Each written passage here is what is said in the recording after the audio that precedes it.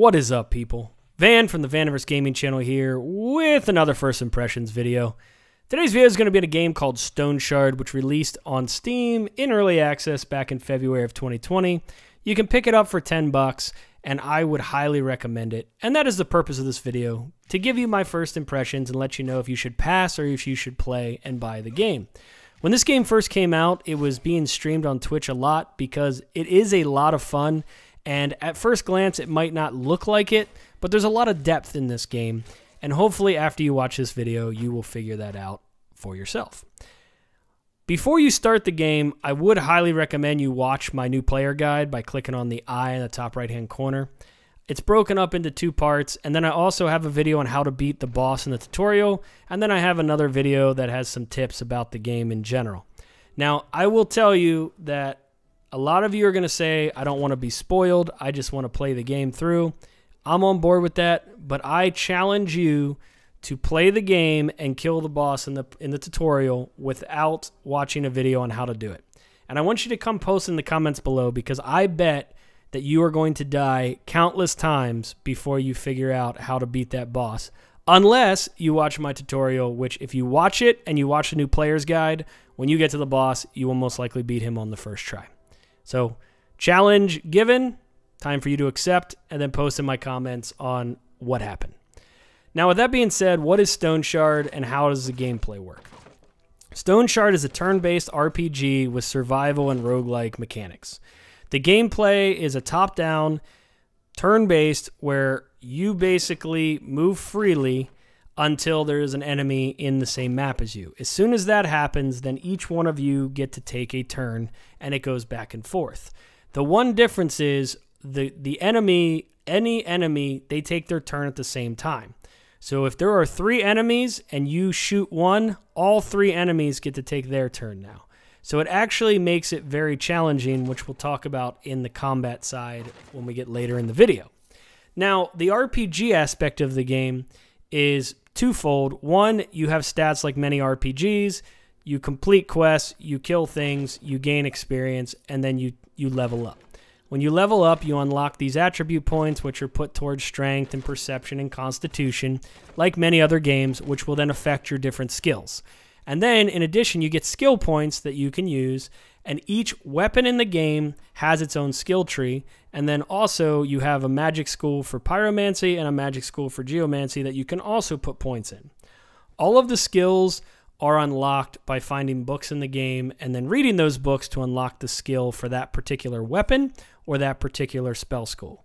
When you first start the game and you get through the prologue, you'll actually get to choose your archetype, fighter, caster, ranger, and then they will give you specific skills and weapons out of the gate, and then anything from that point you will need to read the books.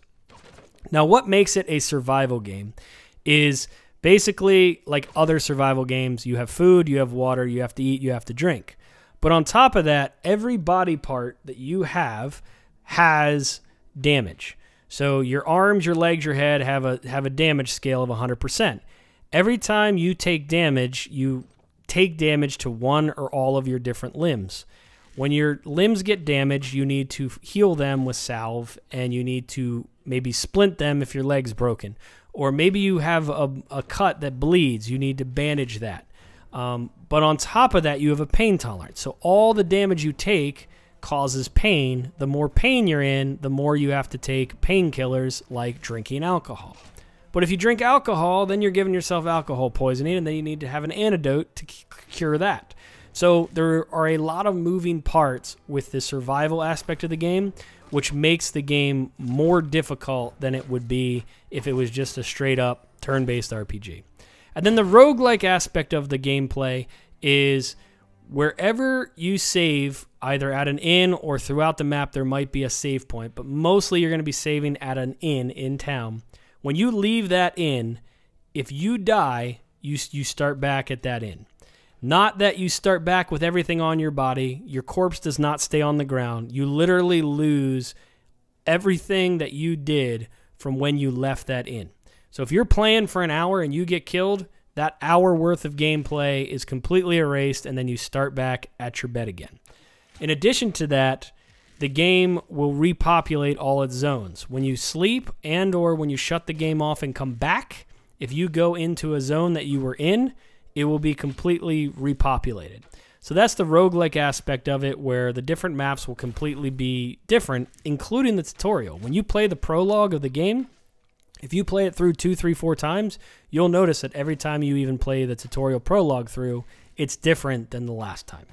So those are the different aspects of the game, what Stoneshard is, and kind of how the gameplay works. So now I kind of want to talk a little bit about the story. The story of the game is good enough where you want to follow along, it's entertaining, and you want to find out what's going on, but that is by far not why you would play Stoneshard. The story starts out with a venturing party that are told by a random person that there is a church that they can go into and find this Stoneshard. When they get there, their whole party gets pretty much annihilated. Some get captured, some get killed, and the main character is the one who ends up defeating the last boss in the prologue.